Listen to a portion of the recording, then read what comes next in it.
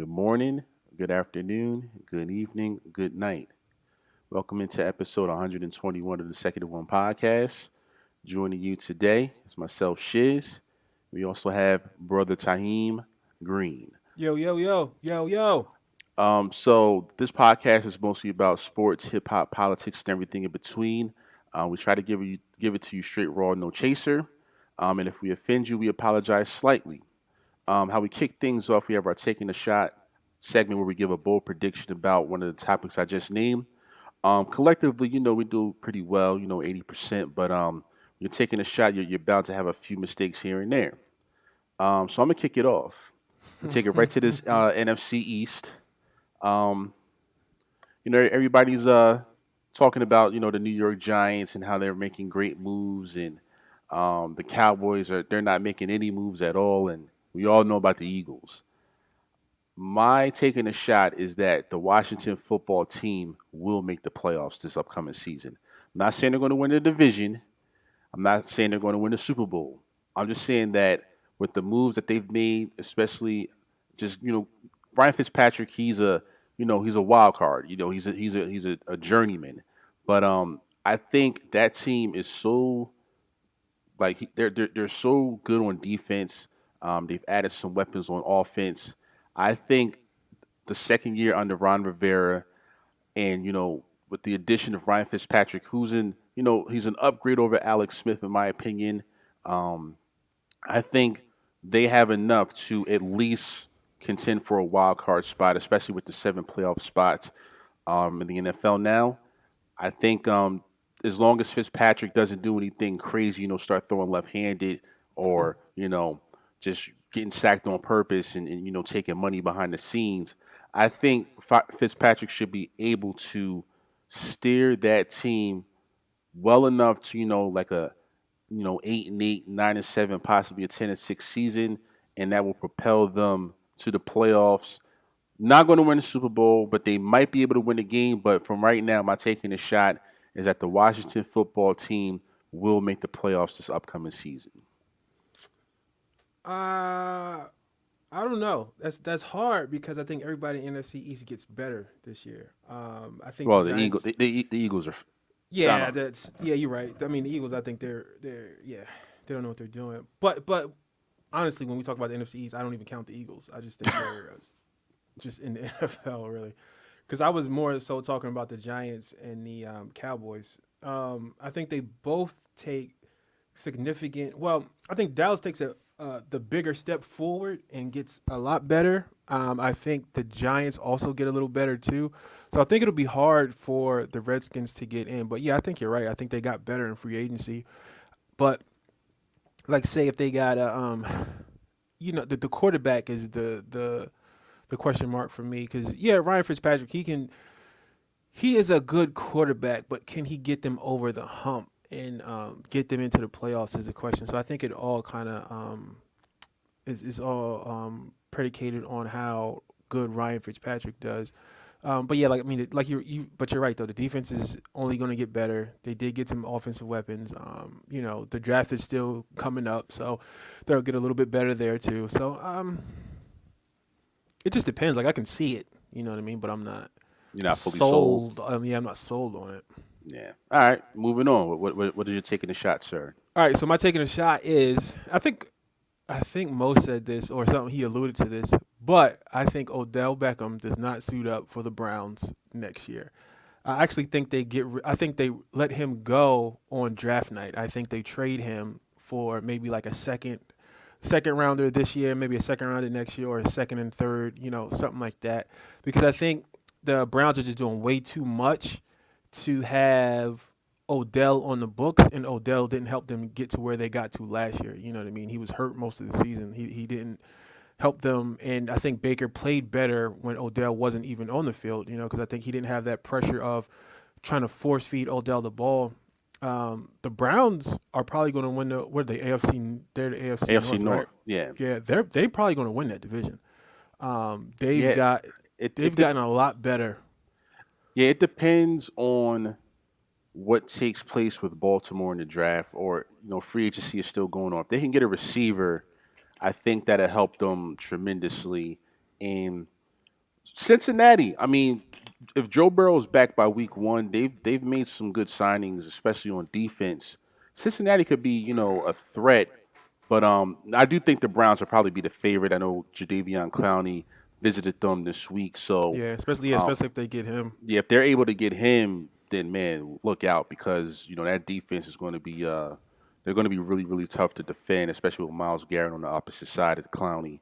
But Yeah. Clowney, I mean, even though he's still like he's more of a name than a player because like he's always Yeah, hurt. he hasn't showed much. Yeah, like you said, he's always hurt. I think that's why he's not signed yet. I think because he's been hurt. When he played with the Titans, he flashed. He wasn't consistent. So and he probably still wants big money. So it's kind of like, do you want to go out and spend all this money on Clowney? But I think he has to come to terms with he is who he is and what's going to be the best situation for him. And I think it'll actually be the Browns because if you got Miles Garrett on the other side who's playing at 110 miles per hour every play, that's going to take a lot of pressure off of you. And especially if the Browns go out and maybe draft a good interior defensive lineman, somebody that can just suck up blocks and make offensive line double team him, then that's just going to free him up on the other side opposed of Miles Garrett. So I think that's just a better situation for him. But yeah, I Okay. think I think the Browns know that and understand that, and to get the pieces that they need, I think they will let Odell go for draft picks. Yes, yeah, it's tricky with Odell because I'm not sure like what teams are going to offer to get him. Like they might try to hmm lowball like teams, like they might offer like a fourth or a fourth No, and a you can't. fifth or something like that. Yeah, I mean that's why I didn't say it first because Odell is still going to be explosive. Well, I mean we have to see coming off the injury, but he's still going to be a playmaker. You know what I mean? So that's why I said a second and maybe a third or maybe even 2 seconds. You know what I mean? Like I don't see him going for a first, but I can see a second and a third to a team that needs a wide receiver, a dynamic wide receiver. Yeah, yeah. I don't know. It's as we get closer to the draft, we're about 5 weeks out. Things start to heat up in regards to like rumors and stuff. But I would say it's a 75 to 85% chance that he stays with the Cleveland Browns. But hmm if he's moved, then I'm not totally shocked, but I would be a little bit shocked. Um, so yeah. All right. So round of applause before I take in the shot segment. All right. Moving into these topics, we had a lot of NBA news this week. The NBA trade deadline has come and gone. We saw a lot of movement. Um, we'll start with the Orlando Magic, who had a fire sale going out of business type of day. They got rid of Nick Vucevic, which was a bit of a surprise, but that kind of kicked everything off earlier in the day. He went to the Bulls. Um, Evan Fournier, he went to the Boston Celtics. I was hoping that my Knickerbockers got him, but they didn't.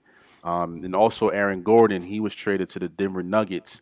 Um, Aaron Gordon to me, he's just like you know, a poor man's Blake Griffin, I guess, like in his prime. Like, I was gonna say a baby Blake Griffin. yeah, not because they're both light skinned. It's just because like it's just that they both have the same style of Yeah, game. Like it's it's just mostly like power dunks, moves. yeah, power moves. Can't really shoot that well from the perimeter. Pretty good on defense, especially rebounding.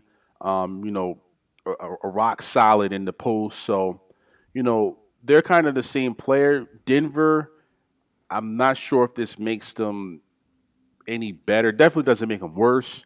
But as far as like, putting them over the edge for a championship, I don't see that. They also did make a trade for JaVale McGee. He wins nothing but championships. So maybe him backing That's up that the lucky Joker. charm right Yeah, there. yeah, backing up the Joker for 3 minutes. That might be enough. But yeah, out of those three, do you think there's significant they're going to be Significantly significant. better. You think they're going to make a? I do think the Vucevic to the Bulls is a big move in my opinion. Yeah. I think because I'm a Bulls fan, I think that's a good move because I mean we really just gave up guys who we drafted early in the draft that we thought had potential, but they just didn't pan out. Yeah, So we got Vucevic, but I just think the Bulls are hurting at too many spots. You know what I mean? I think, yeah, we get better, but we don't get better. We don't get good enough to get into the playoffs. So the Aaron Gordon to the Nuggets, I think that's super interesting, and I don't know if I don't think it puts him over the hump, but it makes him a tougher team to beat. Like if that team goes on a run like they did last year in the bubble, I think if they had Aaron Gordon, I don't think they lose. You know what I mean? I think in the Western Conference Championship is them and the Lakers, and they give the Lakers more. They give the Lakers more of a fit too. So especially now with the Lakers being so injured, if they were to play them, I think the Nuggets could beat them. You know, Yeah, and then the West is going to be interesting. But nah, go ahead, finish your point uh, about the Bulls. no, I was on the Nuggets then, and then Oh what yeah, was the the Nuggets. My bad. then was the other one? Oh, So Ever Fournier yeah, Fournier. to the Boston Celtics. He's a 20 point per game scorer. Yeah, Shoots I think like 48% from the field, high 30s percent from the 3 point line, which is really good. hmm And he spaces the floor out. I'm not sure. Like the Boston Celtics team is kind of strange. yeah, Like they have Jalen Brown, Tatum, Fournier, Kimba. Like they're a small team. yeah. Like you got Tristan Thompson, who's a great rebounder, but when it comes to like shot blocking, He's not. and Yeah, you know, he's not known for his defense. You know, like yeah, like all right, shot blocking, rebounding, yeah, but he's not going to be able to get super physical with guys. He's older. He's not going to be fast as these faster centers. And then let's just say, they do get out of the East and they play a team in the West. All those West bigs are fast, so yeah, and they can shoot. So they'll pull him away from the basket, and then he's fucking toast. yeah, he cannot guard on the perimeter at all. So Mm-hmm. that's definitely a problem. So I'm not sure with Boston. There's actually been some rumors that Brad Stevens, the head coach of the Celtics, has been rumored to take the Indiana Hoosiers job in college basketball. I can see So that. we'll see what happens with that. But yeah, the Celtics have definitely underachieved this year. Maybe Fournier can give them a boost, but I don't know, man. They're looking like a one and done like first round exit type of team, Yeah. and where do they go from there? Like that, it's really crazy. They're probably like out of all the teams that are supposed to be good, like they're probably the most disappointing team in the NBA right now. Yeah, In my I kind of look at the Celtics as the Pittsburgh Steelers. Like, I just think Brad Stevens is getting old to that team. Like, when he first got there, he turned that team around, and they were starting to get pieces. I just think the only thing that can really help that team is you got to break it up. Like, you got to blow it up. And I think you either got to decide if you're going to keep Jalen Brown or if you're going to keep Tatum, and then you just build around that. And I think the whole Kimba, that wasn't a good pickup. That No, Kimba's, I think it's he. The thing is, like, the injury is the yeah, he's problem. hurt. Yeah, he's still a really good player, but you can't play back to backs, and Mm-hmm. you just never know when he's going to go down again. So Mm-hmm. it's kind of like you're worried, like at every game, and long term is definitely a problem. But I think like they give it one final run this year, and try to make the best of it. Then as you said, next year maybe make some trades, get rid of either. I think they'll probably get rid of Brown before Tatum. Then Yeah. you got to get they got to get a long big or something like that, to really get better. Some other moves that took place. So with Toronto, they shipped out Norman Powell to the Portland Trailblazers. Norman Powell's having a career year. It's going to be interesting to see how Dame, CJ McCollum, and Norman Powell, they're all kind of like similar height. I mean, I guess Norman Powell might be a little bit taller than CJ I McCollum. think he is, yeah. Yeah, so it'll be interesting to see that type of lineup. Like they'll be very explosive on offense, but on defense, Yeah, they're what are just they going going to to do? yeah, they're going to get scored on at will. I mean, Norman Powell's a decent defender, but he's not no you know Tony Allen in his prime. He's not that at Nah. all. So See, the difference with the West is the West has big men, but their big men start at like the point guard position, right? And then they start to trickle down, like, you know what I mean? And the Portland Trailblazers, they aren't built to play in the West because they're so small. And then this trade that they made makes them even smaller. Like, you got small, fast teams in the East, you know what I mean? But the bigger teams are always in the West. And guys are becoming more skilled. So you got skilled big men in the West, which just makes it hard for any team coming West to play. yeah, well they do get their big man back, Nurkic. He comes back on Friday, so that'd be a huge boost. But he's not really a good defender. He's Mm-mm. good on offense, but defensively, he's like always like a step slow. It seems like so. That'd be something to watch. Some other trades, George Hill to the 76ers. That doesn't really move the needle for me. George Hill, he can shoot, but that doesn't put him over the hump to win the East, in my opinion. So kind of a missed opportunity. They were linked to Kyle Lowry, championship Yeah, pedgree. I saw that. Went to school at Villanova. I thought that was going to get done, but it didn't happen. Um, Another interesting move was Lou Will getting traded for Rondo. Rondo's shipped out to the Clippers. Lou Will is shipped out to Atlanta so he can have all the wings that he wants now. Um, I think Lou Will that like the Hawks ain't going nowhere. So with Lou Will, like it's kind of like, are you just playing for a check now? Like, because you're definitely not playing for a championship. Hmm. So his career is kind of like, I think that was like the turning. I mean, he's already like an older player, but this was like, all right, now we're on the final three like innings of his career, so to say.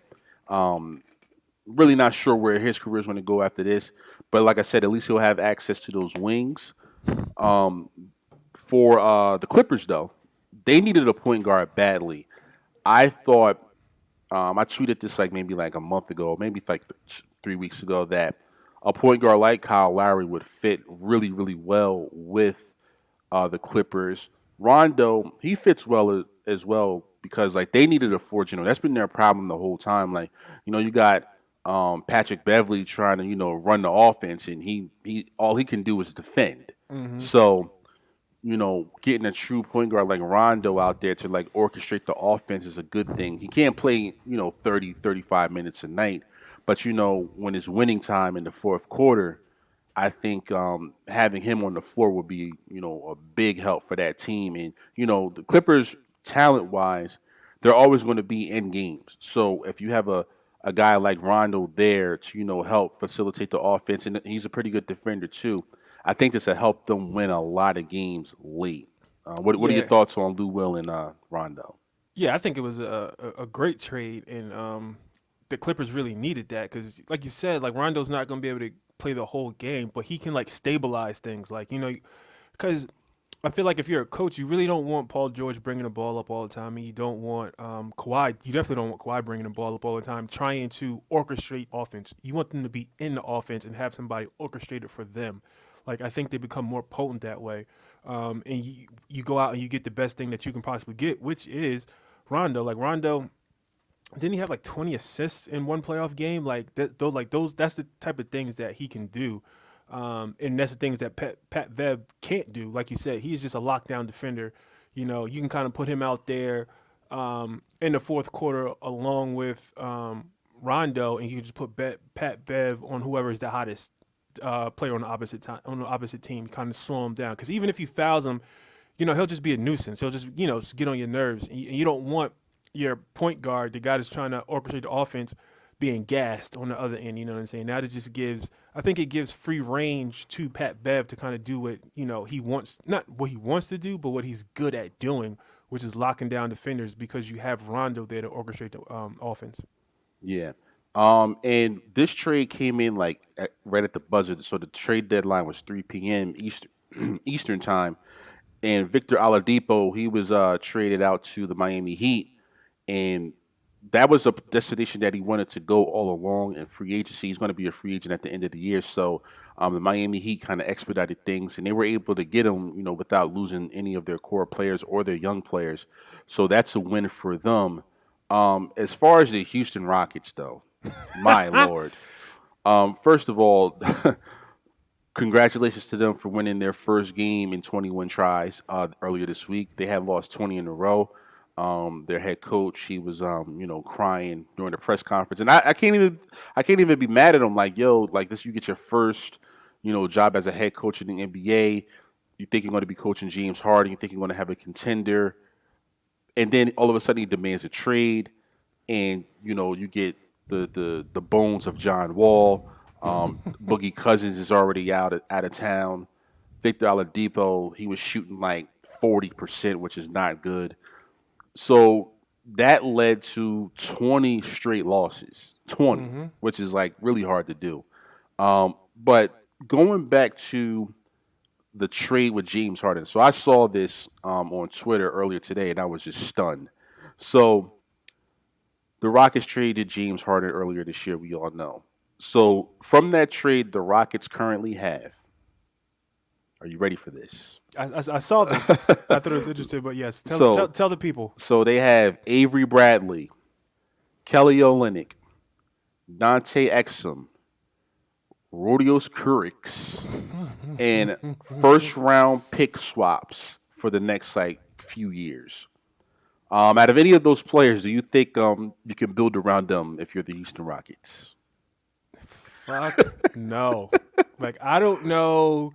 I think they try to do like a OKC type of thing because OKC has like 19 first round picks for the next 2 years or something like that. Yeah, they got 17 first round picks and I think 17 second round picks over the next 7 years. So it's next 7 years. So it was something crazy like that. Yeah. So they were playing a long game 2 years ago, basically when they were giving people up. They were playing a long game, and the Rockets. They just look horrible trying to do it or doing whatever they're trying to do. Because chances are they're going to be worst team in the NBA. They're going to have the number 1 pick. But even with that, like you get the number 1 pick, and that's just 1 player out of 5. So, and first of all, you get an unproven college commodity, right? Yeah. So that's not even to say that this guy is going to turn out to be good. You're kind of hoping he is, but he's only one person. So you're still going to be trash for another year. Right, you're probably gonna get the first pick again, first or second, and it's the same thing over and over and over again. Like that's the difference I feel like it is between the NBA and the NFL. Like in the NBA, because I don't know if you see it, but to me it looks like a lot of people are getting their contracts bought out to go play on these bigger teams. Like they're just creating these teams now, and that's leaving teams like the Rockets, the Bulls. Other sorry teams. I can't even think of any on the top of my head. But they're going to be stuck, and they're going to be bad for a really, really, really, really long time because of the way that the NBA drafts compared to the NFL.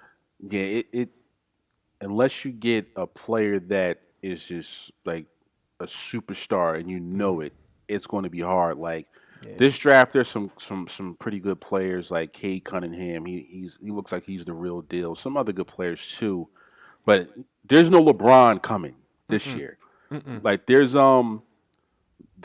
like no like D Wade coming or Bosh or Melo or even like a Zion. Like there's like a Tate. Like there's like they're going to be stuck for a while. And when you have like a bunch of picks like year after year after year, sometimes it doesn't work. Like no, it doesn't. The Atlanta Hawks have been bad for like a long years, since like the Joe Johnson days, and they still ain't made the playoffs. And they've had all of these top 10 picks back to back to back to back, and they're still struggling. Like they fired their coach, and it's all bad. So what the Rockets are doing, I'm not sure because it's still bad because they got to realize it's all predicated on a superstar. Like superstars are attracted by other superstars.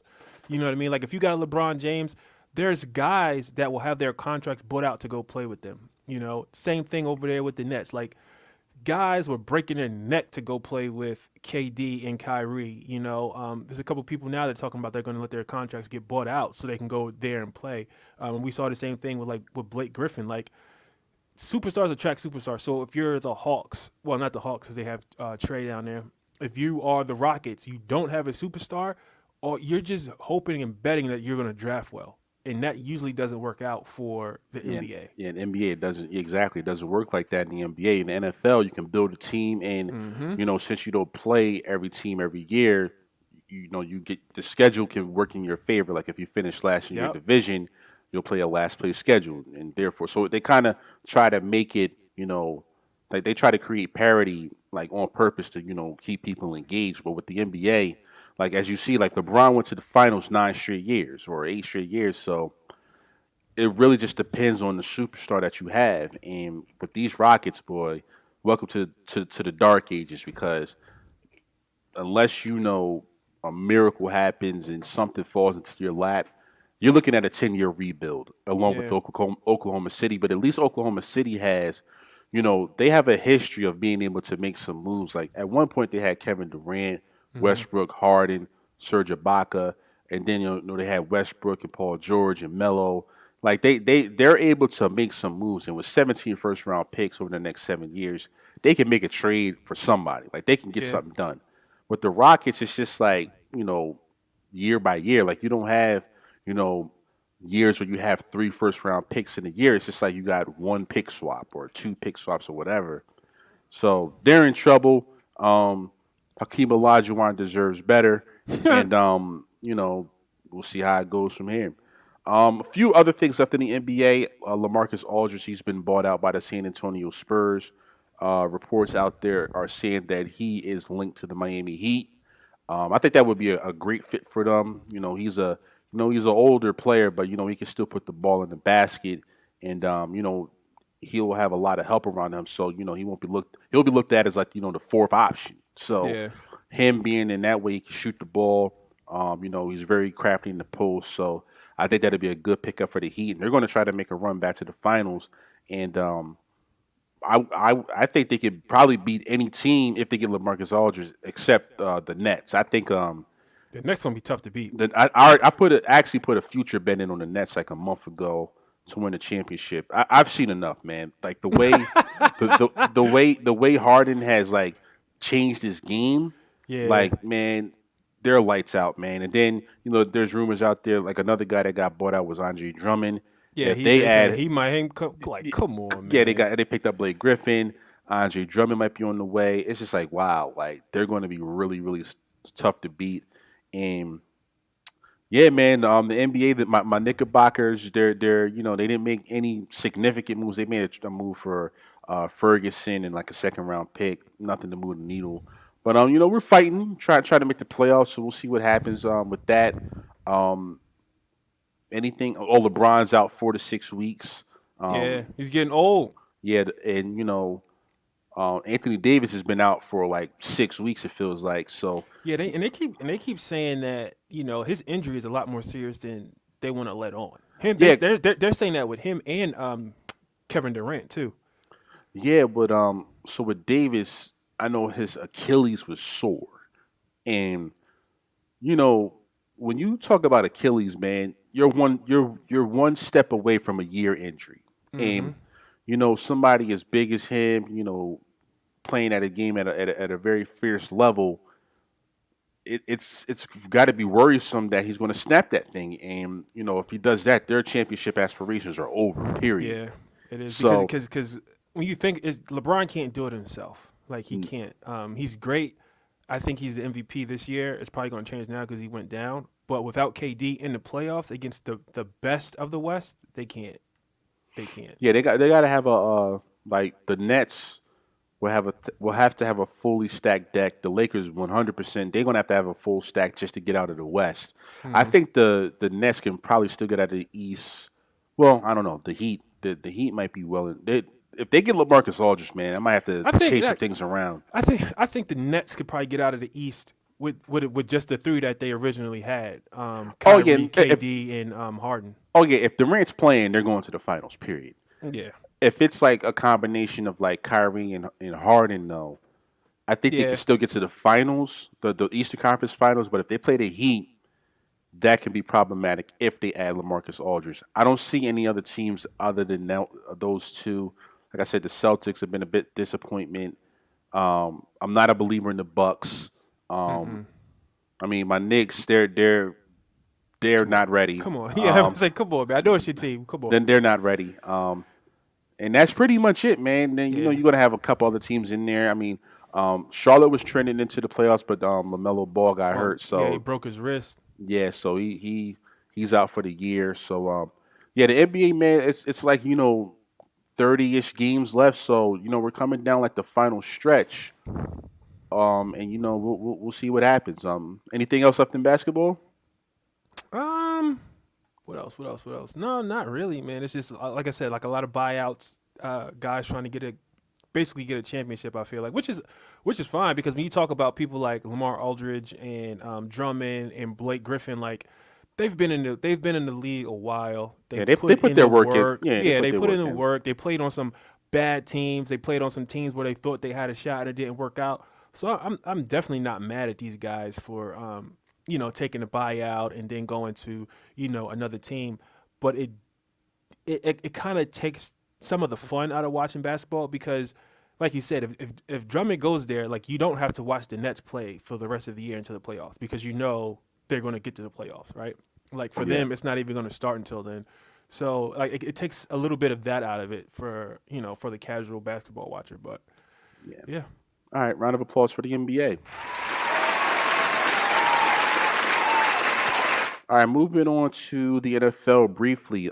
Before we get into the more serious topics, we let's talk about one of the locals, the New York Football Giants. They've made some huge signings over the past week that we really haven't had an opportunity to talk about. Kenny Galladay, 4 years, $72 million, $40 million guaranteed. They also picked up Derrick Jaxn, 3 years, $39 million. Some really Kyle Rudolph, even though he's going to need foot surgery, they also picked yeah, him up. So the Giants they've made some moves. Now, some would argue that they overpaid for him. That's one thing. The biggest question is Daniel Jones. yeah, Daniel Jones this year, there is so much pressure on him to perform well because he has no more excuses. Yeah, the offensive line is still a bit shaky. They can address that in the draft and maybe pick up another free agent. But the weapons that Jones has and that defense, there's no excuse for Daniel Jones to, propel this team to the playoffs. I'm not sure he can do it, and that's not me being a Cowboy fan. That's just being like what I'm looking at with my eyes. Like he's a turnover machine, yeah, and he really hasn't shown me the ability to put forth together 4, 5, 6, 7 good games to, that you need to get into the playoffs. So we'll see what Jones is able to do. But this is a career-defining season for him. Like if he plays bad here, he's getting replaced, and then he's going to go on to be a backup somewhere. But Cowboys. no, yeah. But now, so what are your overall thoughts on the Giants this upcoming year? I mean, we'll have plenty of time to talk about all the NFL teams, but with the Giants and they're a local making all these big moves, what are some preliminary thoughts? I think they have the right idea. I think they are in that mode of, hey, we got a good base, a good foundation. Let's go out into free agency and make some splashes, get some guys in. But I think they evaluated these guys the wrong way, especially Kenny Galladay. Because I was watching, I can't remember what I was watching, but one of the, I think it was Hushman Zada. He brought up a good point about Galladay. So if you look at Daniel Jones, right, and you said it earlier, Daniel Jones' biggest issue is turnovers, right? So they're going to preach to him, hey, be safe with the ball, be careful with it, watch where you're throwing it, that type of stuff. And if you look at Kenny Galladay, who was his prior quarterback? Matt Stafford. Matt Stafford. Matt Stafford is a jump ball guy. Like he has no issue with throwing that ball up because it's a jump ball, right? And that's where Kenny Galladay got a lot of his catches. They were jump balls. Kenny Galladay does not create separation, right? Correct. So if he can't create separation, he's not Daniel Jones is not going to throw him the ball because he doesn't want to create turnovers. Yeah. So he's not going to be his number one wide receiver. He's not going to be looking for Kenny Galladay because he's not going to see the separation. So he's not going to throw that jump ball. So I think they kind of misevaluated that signing. So like I said, I think they had the right intentions, but that Kenny Galladay for them might have not been the best wide receiver to get.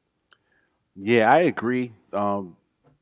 They're going to have to work very hard on the chemistry and like OTAs and training camps and mini camps, because you're right. If Jones is already turnover prone, so it's got to be in his head.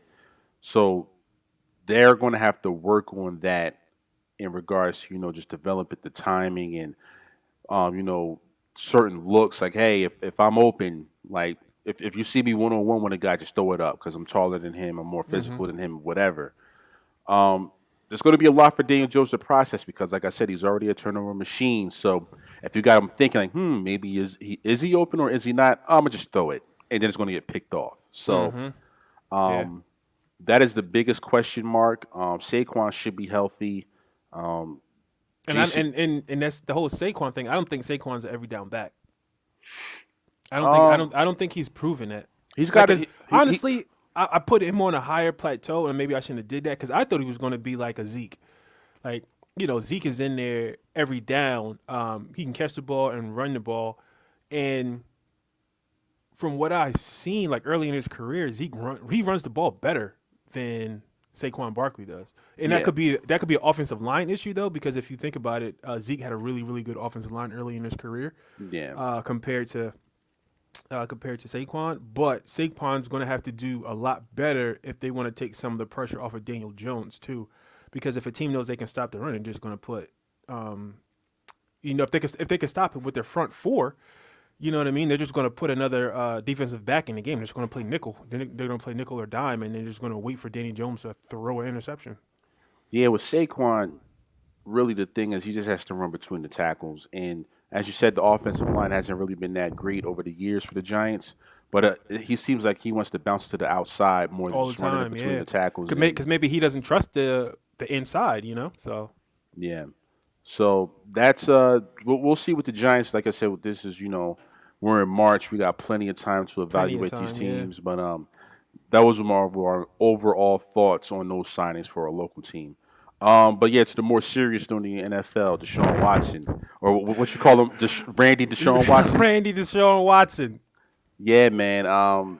It's getting crazy out there. I don't know what, like, there's over a dozen allegations that he's been just touching masseuses and Where there's smoke, there's fire. yeah exactly, like all 20 can't be lying, and Yeah, exactly. like some of the allegations are saying like They're like, the wildest things ever. The like wildest. he would just get there and just pull his pants like, but still, like, just pull his pants down and just do a whole bunch of crazy stuff. And really, all I can say, man, is that the NFL, they're in a tricky situation. They're investigating. They're doing what they're doing right now. None of these cases are criminal yet, so I don't think he's like facing jail. But if he ends up paying like a fine or something, you definitely got to suspend him. Like, if he's able to clear his name in full, then he can play week 1. But if he's able to clear his, only like the ghost of Johnny Cochran could probably clear his name from everything. Because like you said, man, it's 20 something allegations. He's toast. Yeah, He is toast. Like, something is happening, and when the first one came out, I was like, "Yo, this is crazy!" That's what I said. And the thing about it is, like, the first one came out, and then he answered it right away on Instagram, right? Yeah. And his answer was super professional. It wasn't over the top. He said everything he had to say, and I was like, "Yo, he's good." You know what I'm saying? But yeah. So you get now 19 more on top of that. Yeah, now that we're approaching close to 2 dozen, I just don't know where to go from here. Like, all we can really do is just wait for more of the information to come out. The lawyer said that he is going to share some information, some like incriminating information on Friday. So by the time you guys hear this, we might have some more Deshaun Watson news. But yeah, man. So what lawyer said that? They said they were going to share incriminating information against DeShaun? Just Deshaun, yeah. Oh, okay. Well, they both guys said they had something. Uh-huh. But the plaintiff said he has like a whole bunch of like extra information, and just a bunch of like incriminating details that he's going to share with the world on Friday. So this is a bad look. Horrible look. And I know one thing, that the trade talks for Deshaun have come to a complete stop, because there's no way a team can trade for him. They can't trade Dewan Watson for what Dewan. They can't trade Deshaun Watson for a 3-piece rib snack right now.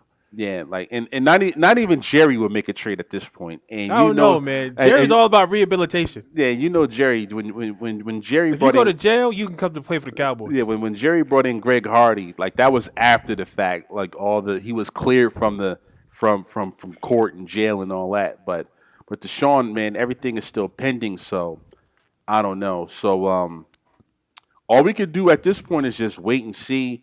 Um, if he's guilty, man, throw him in jail. Period. Yeah, you got to get him out of here. We got to protect our women. You can't be out here. Just you can't be out here just dropping your pants because what did they say? They said he took his clothes off. And he like told her to like touch his leg or something like that. Yeah, his inner thigh. Or something yeah, his inner thigh, right? But he was laid down on his stomach, and then when he turned over, he was erect. And then she touched him again, and he just like and he climaxed on her. So you gotta be the lamest person in the world if a girl touches your leg and you just climax. It's like that American Pie, and then was another one. I think this one was false because it came out like super early, but he wanted the masseuse to massage his butthole or something like that. Yeah, it was like the gooch or something. Yeah, you can't. First of all of this shit is weird. Yeah. But second of all, you can't be a millionaire making millions of dollars and like go to Instagram to find a masseuse and then some of these masseuses said that, or some of these people said they've never done a massage before, but DeShaun has requested that you perform one for him. So that's another weird element to this. Like you're going you're just seeing pretty women on Instagram and ask them, "Hey, would you like to give me a massage?" Like. And I guess they're just saying okay, like because he's probably offering like I'll give you $2,000 if you give me a massage, and they're probably like absolutely like I can do something. Yeah, exactly. And I think somebody tried to bring up like, oh man, like these wasn't even licensed masseuses, but it's still like assault, right? Or it's still like misconduct if they touch your leg and you climax them. Like if you climax on somebody that doesn't want it, that's assault. Yeah, it doesn't matter if they're licensed or not. Like that's still assault. Then one of the other details that was funny, he said they would say like he would ask them, "All right, are you ready for me to turn around?" Like, why would you like? Are you ready for me to turn around? Like, can you please put your head higher on my thigh? Like, come on, like that's where it gets like, yo, what is this? Like, what's going on here? That's where it becomes like, yo, what is this? And the thing about it is like we said earlier, where there's smoke, there's fire. Like he should know not to put himself in situations like this if he's a millionaire, because things like this could happen. You know what I'm saying? Like if you're going into this trying to be super professional, you got to look at it from that mindset. Like, should I go on Instagram and ask these masseuses? No, I should literally go to a regular masseuse parlor with real professionals. So, there's no allegations that come out later or not. Like I that's why I think this is just, really, really bad for him. Yeah. So at the end of the day, DeShaun, stop it. Get some help. Get some help. Get some help. Get some help, my brother. Because even if you come out clear, even getting yourself in this situation, get you some help, man. I'm gonna play it again. Like, stop it. Get some help. Yeah, man. All right. Moving on. See, black men had a bad week. Man. We had a real bad week. We're having a bad month. So this dude, Derrick Jaxn. I didn't even know who this kid. Yeah, I didn't know who he was. Yeah, I didn't even know about this dude until like 2 days ago. Mm-hmm. So apparently he was a relationship expert / coach. All right. So just before we go into it, like people that are life coaches and relationship coaches, like, how do you get credentials for that? Do you go to like a Zoom class and you graduate? Yeah, I don't think certificate. I don't know if he had like credentials. Like he just started talking on Instagram, and he kind of blew up, and he actually had like a deal with like TD Jakes pending. It was like a 6-figure deal, I guess, because like he's showing that black men don't cheat and all this type of stuff, and you would have made TD Jakes look like a fool, and that's not good. I'm an example of black men don't cheat, and nobody was offering me 6 figures. Yeah, but I'm saying like he had gained such a following that that's where the offer came from. But let's just talk about the the video in itself, where First of all, the woman, she's like a strong Christian woman. Is she a strong Christian woman? Yeah, because she was saying like, I will not let the devil intervene in my relationship and all this crazy stuff. So yeah, that's number one. Number two, when I first saw her, I ain't even gonna lie, I thought she might have been like a bit autistic because like when she had that sleep bonnet on, I'm like you're doing I can hear Carrie. like when she had that sleep bonnet on, I thought I was like, man, what's going on? Like why is like, excuse me, I'm recording. Yo, she came in. That's hilarious. Yo, I heard her laughing. So yeah, I was like, why she got like, she's recording this for like literally like 1 million people to watch, and she got on this sleep bonnet, and she's just like sitting there, and the way he had her hand, so her hands in the middle, and he has both of his hands on each side, like fully like this, and you can't see her hand. So I was like, man, like, first of all, this dude, like, clearly he works out. He's a pretty big dude. And the fact that he has her hands fully enclosed like this is like, I didn't even see you that are part. going to say exactly what we rehearsed, or it's over after I'm gonna this. break these hands. Exactly. So that was number two. Oh man. And he was talking about himself in third person, which is also See, a I red flag. I didn't even watch the video. Like, I literally just went to Instagram, saw all the memes on Facebook, and we talked about it in the group chat. Like, I couldn't bring myself to watch that because like you said, the whole setup was bad. She's sitting there in the bonnet. I'm like, yo, this kid, you're about to be on live or whatever. You can't do something with your hair? Yeah, you're about to be on every social media platform, on every big following, like you're about to be everywhere in an instance. Like, put your hair in a ponytail, something like at minimum. She's talking about she don't want the devil in her relationship. Yeah, she's being the devil by projecting that sleep bonnet to the world, saying that this is okay because it's not. That's the devil. Yeah, so she did a video after that video saying that she won't let the devil intervene into their relationship. She won't allow this to break the union that God has created. And I'm just like, man, like, you're making Christian people look like fools because, like, I grew up in the church, and I'm just thinking about if my grandmother or like aunts or something would accept being embarrassed like this, and I'm just like, it's absolutely not. And No. man, Like, it's a difference, and I think it's like she's missed the point. Like, this dude physically cheated, right? And I think she's like looking at it as if this was the devil. This was the devil. Like, that's what she's thinking. Like, this was the devil. And man, and you could just tell, like, the way he was speaking. He was like, man, yo, I'm gonna let this blow over, and then I'm right back out in the streets by the summertime. Like, that's what it looks like to me. Like, he looks like he's getting ready to cheat again. And I have a theory that I want to share with the people. I need I have a theory. to hear this. I have a theory. When your significant other posts you on social media and talks about you 24/7, they're cheating. Something is going on behind. They're overcompensating. Yeah, they're overcompensating because, like, you know what? They're probably thinking, you know what? I'm gonna go cheat on my girlfriend tonight. Let me put this picture up to show that I love her, or something like that. So you gotta watch people. I'm telling you. I'm trying to tell you. I've done a case study on this theory multiple times. It's almost 100% accurate. Not quite, but I want to say like 90% accurate. Where if somebody is sharing their significant other every single day, something behind the scenes is wrong. Like, I can't really, I see what you're saying, yeah, like sharing them on social media. Yeah, like, yeah.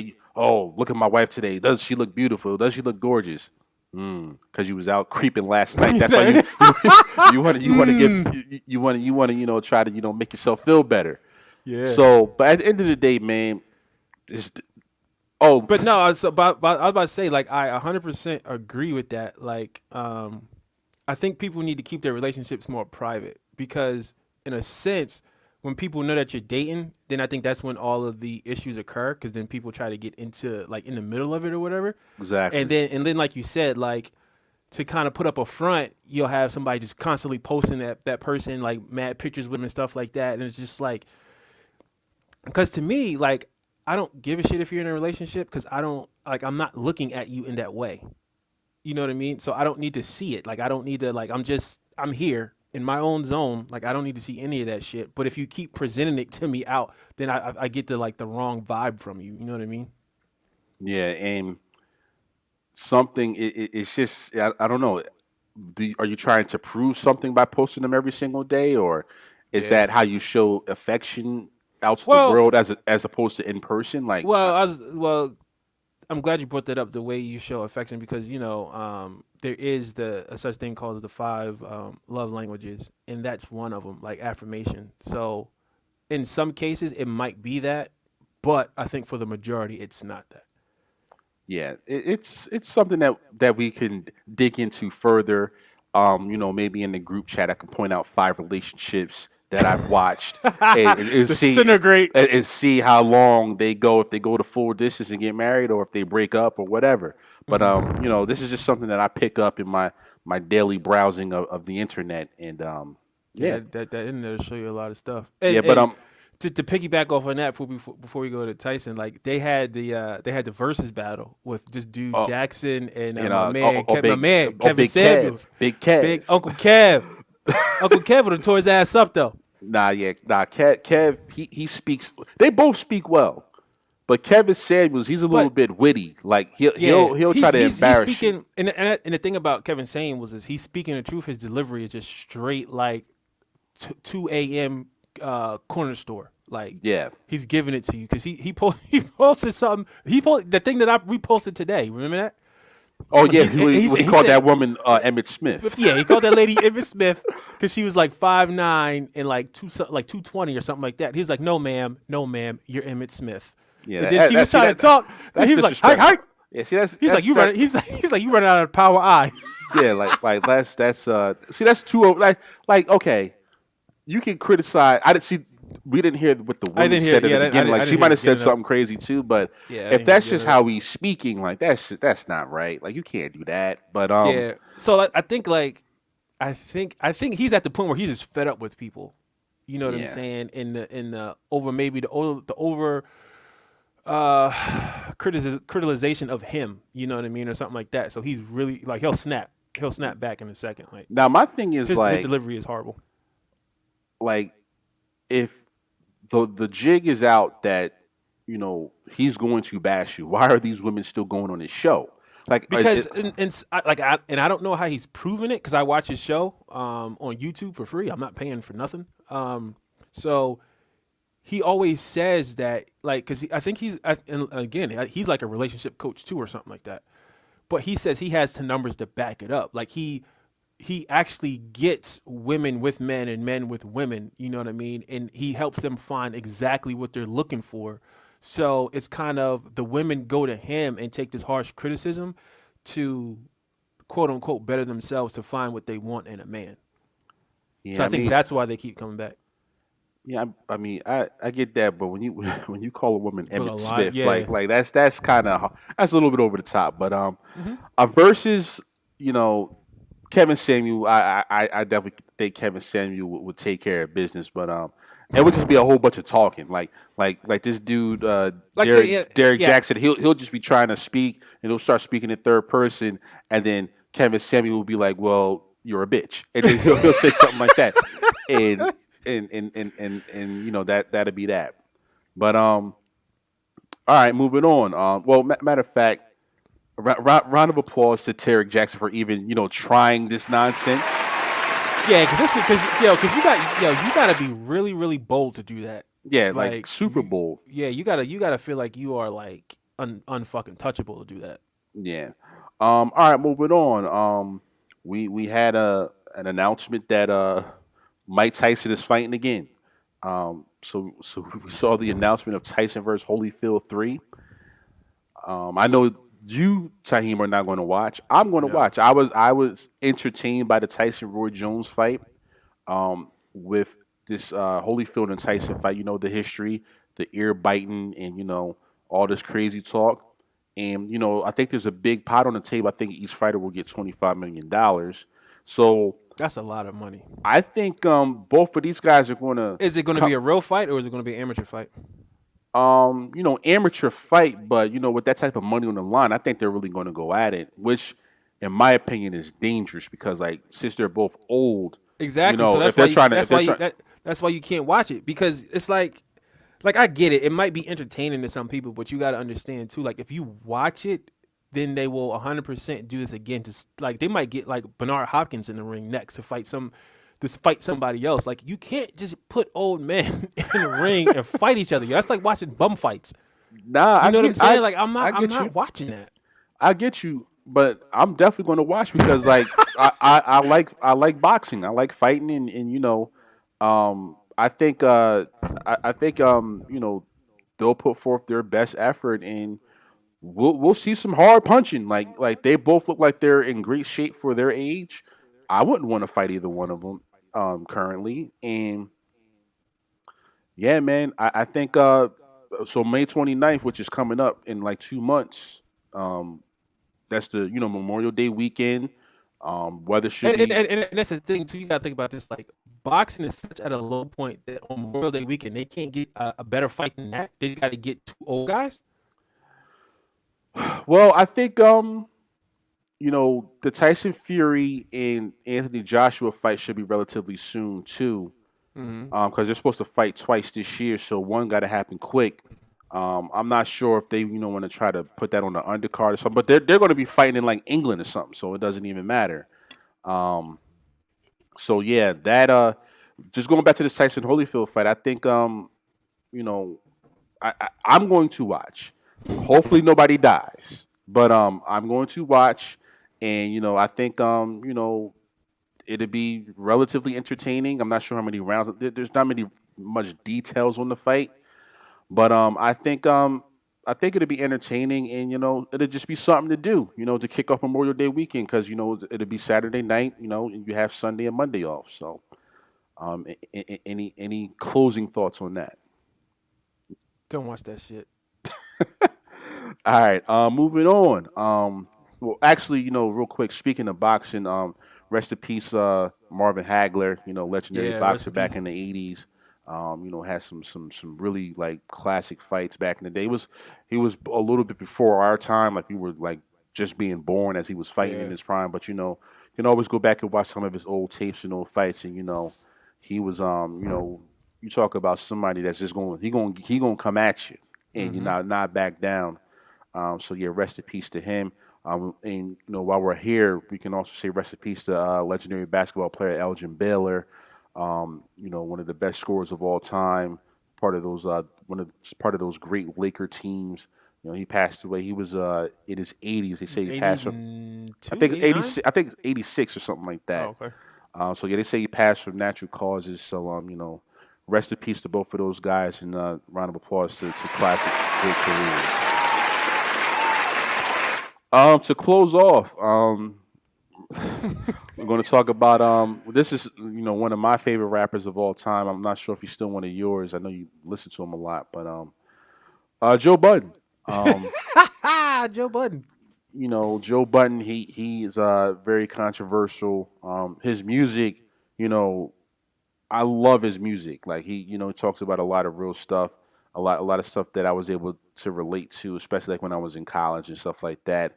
But since then, he's had, some deals. Like he was with Complex that fell apart. He was with Slaughterhouse that fell apart. And now his very, very successful podcast, the Joe Budden Podcast, they were rolling. He has his co-host Rory and Marlon Parks. And suddenly, over the past couple of weeks, we noticed that Rory and Maul have not been on the show. So initially, the rumors were out there that, they're just on vacation, taking some time off. But now it's kind of like been confirmed that there is a rift between the three. And the past couple episodes, Joe has had some replacements in there, and I listened to one of them. It's not nearly as good. Um, and to me, where this all went wrong, in my opinion, I'm just giving my opinion.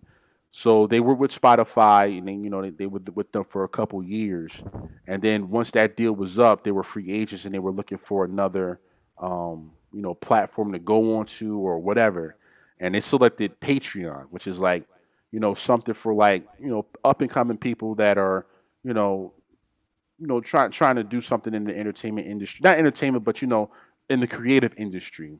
But I think what they've built is a little bit too big for that. So, instead of going with Patreon and trying to keep the control yourself, maybe should have went to iHeart or Apple or back to Spotify or something where the bag would have been a lot bigger. And in my head, as soon as this was announced that they're doing Patreon instead of something big, I knew like, yo, this is a turning point.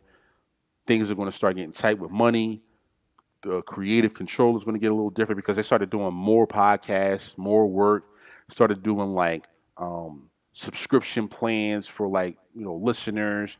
And, as a podcast listener, I don't think I would ever pay to listen to a podcast or bonus content or anything like that. So I think that was the turning point. He says they'll be back in a month.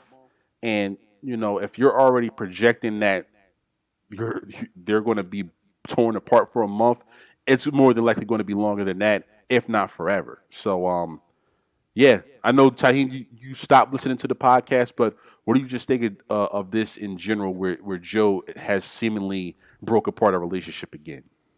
So, like, I'm a fan of Joe Budden's music, and Joe Budden's podcast was actually the inspiration of me to come to you guys to create this podcast, because I thought it was, I thought it was fun. I thought it was something different. But once again, like you said, like Charles said, Dusthead Joe Budden strikes again.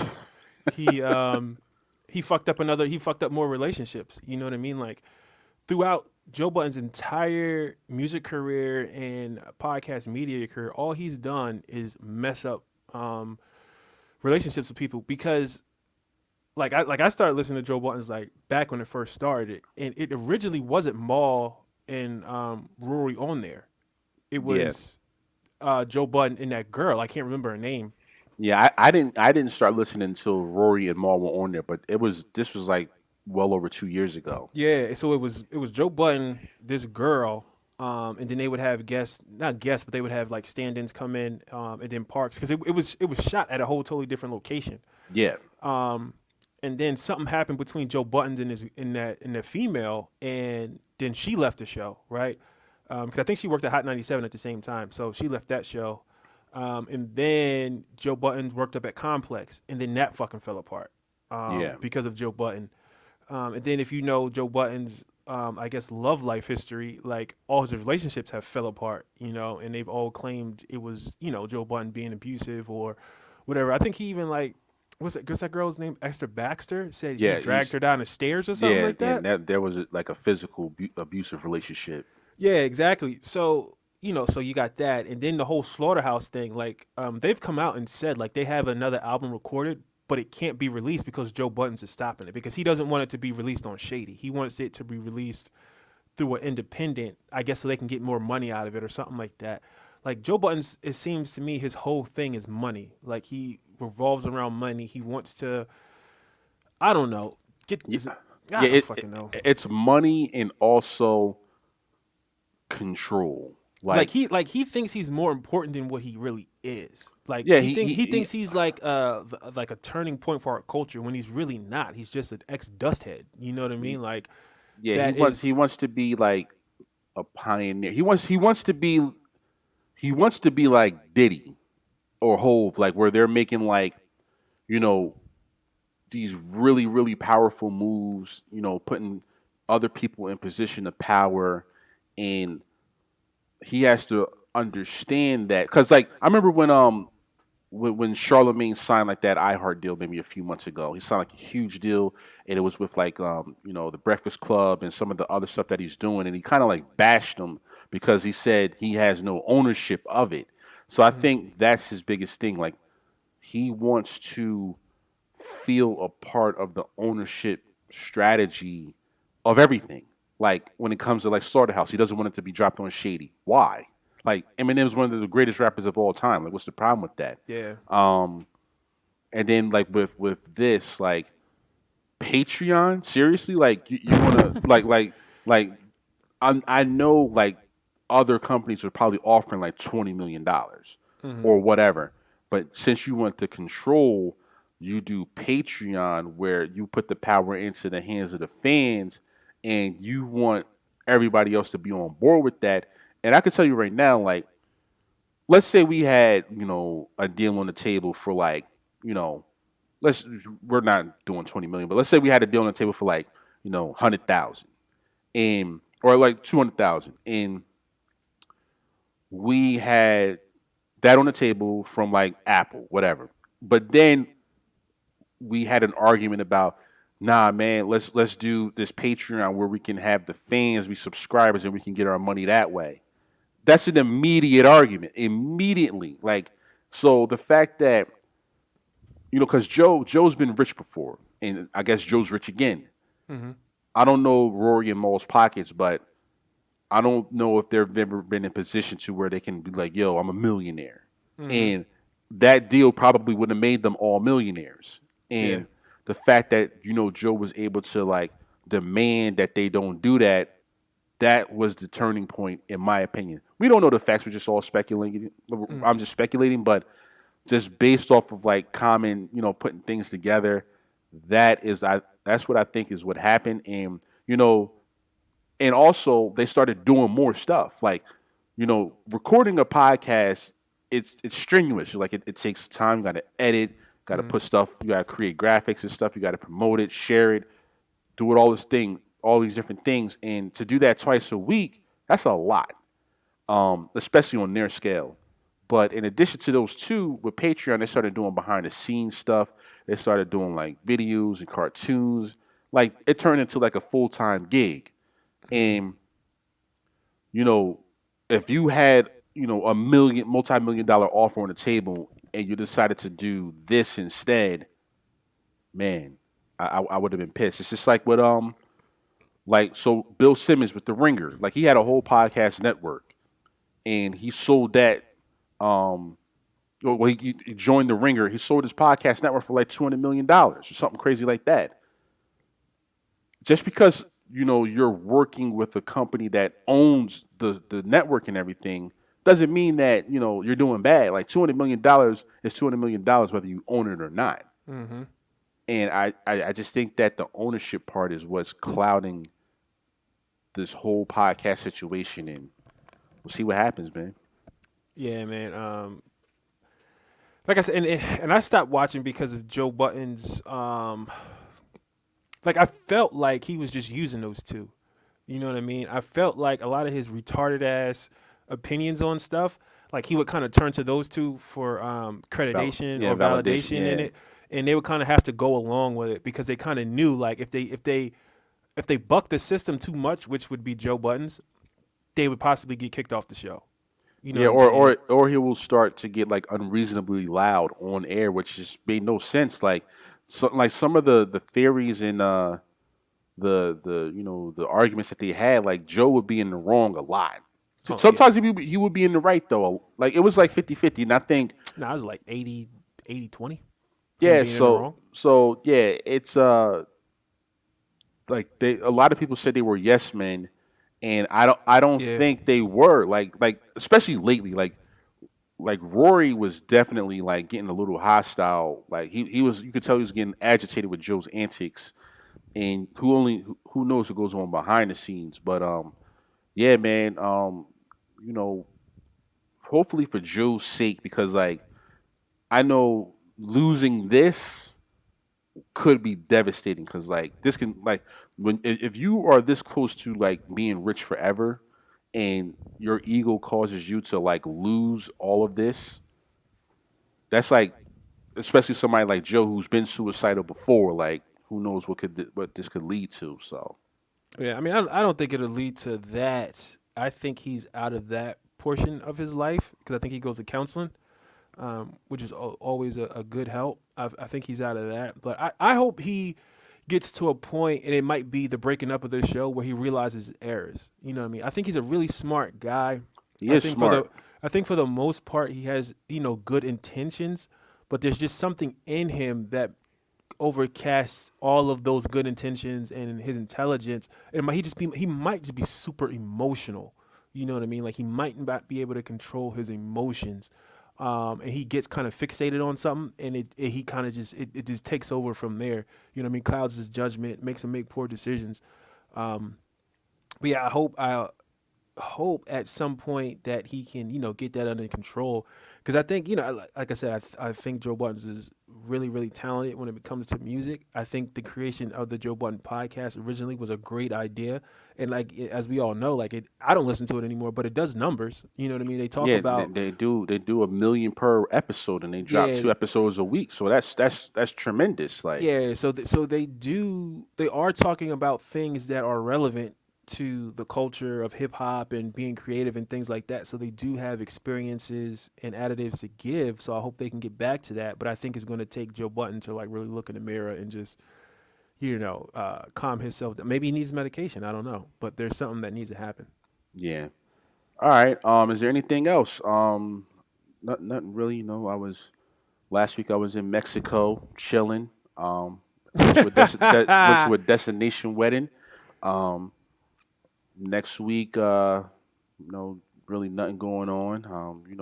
We'll see what's going on in the NBA and NFL. But there's nothing else. Round of applause to this episode. Yes, you can find us on social media. We're on Facebook, Instagram, and Twitter. Search Second and One Podcast.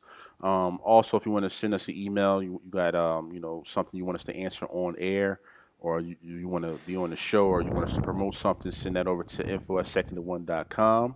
We're also on YouTube. Search Second and One Podcast. Subscribe to that channel. And yeah, man. Episode 121. We are not stopping. We are not stopping. We're just going to keep going until So there's no more football to ever be played. Yeah, that's when we'll stop. Till somebody calls and we get sued about something that we said, and then that's the only way we stop. If we get sued, like we get sued because somebody their feelings was hurt by what we said, then we'll stop. But until then, we talked bad about Walmart or something like that, and they tried to sue us. Yeah, yo, round of applause to me. You know why? Because I ain't been in Walmart that much lately. Round of applause to me. Yeah. Round of applause to you. You cleansed your soul. Nah, but you know what, man? I'm tired of people talking about Walmart in a bad way. If you need something, they got you. You ain't there for the people. You ain't there for the people or the antics. You there for your groceries or Yeah, but that's the issue. You're not you there to get your groceries or whatever. But the antics is just always in there, and it's like you can't avoid them because they're in there. No, it's true. They're, every time you go in there, something's wrong. See, exactly, and it's not like you walk through the doors like, yo, I want there to be something wrong. Yeah. It's just something there inside the store every time you go in. Yeah, something's wrong. Whether somebody's kid is just trying to lick the ground, or somebody's in there that got a coat on and it's 95 degrees outside. You got at that point you got to walk out. I'm not going to that store. So something's going on, but nah, man. Walmart's the thing. Like I said, if I didn't live so close to it, I wouldn't go to it that often. But it's literally moved in. It's literally right there. So. But nah, are you doing anything any special announcements or any? Nah, man. I'm just waiting for this weather. You know what I mean? Being in the military, we still can't travel out because if we could travel, I'd have been already traveling. I've been saving up to go to a couple of different countries and stuff like that, but we can't. We still can't leave the country because of the corona madness. Have you got the vaccine yet? I've been trying to get on the list. I can't. I can't confirm or deny information like that. Your clearance is not enough. Yeah, you said you had the vaccine before it was even made. So I don't know what you got. I got that tiger blood or whatever. That works just fine. Yeah. But all right. If there's nothing else, thank you guys for listening. This is the Second One Podcast, and we get with you guys next time.